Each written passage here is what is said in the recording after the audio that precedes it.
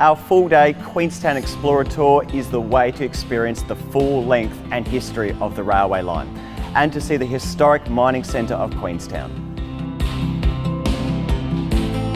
The Queenstown Explorer starts in Strahan at 8:30 in the morning.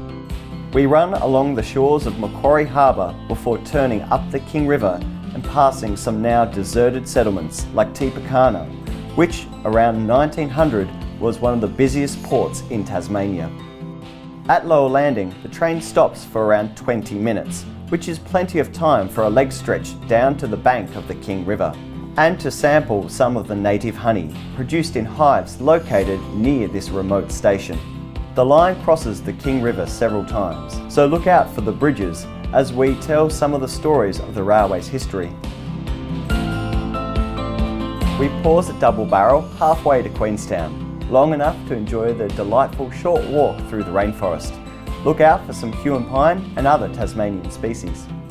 The Leatherwood Tree is an endemic species to Tasmania. It's only found here on the west coast of Tasmania and the whole entire world.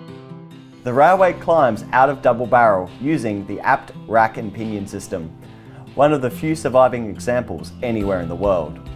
The King River Gorge is a highlight of the trip, so have your cameras ready.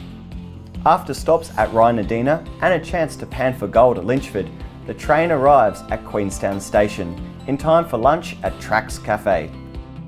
Once you've had a bite, we offer a guided walking tour of Queenstown, which is included in the ticket price.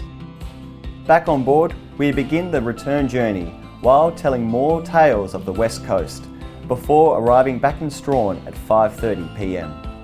Our full-day Queenstown Explorer tour is the way to experience the full length and history of the railway line and to see the historic mining centre of Queenstown. The total duration of the Queenstown Explorer tour is 9 hours and there are departures several days each week from late September to April.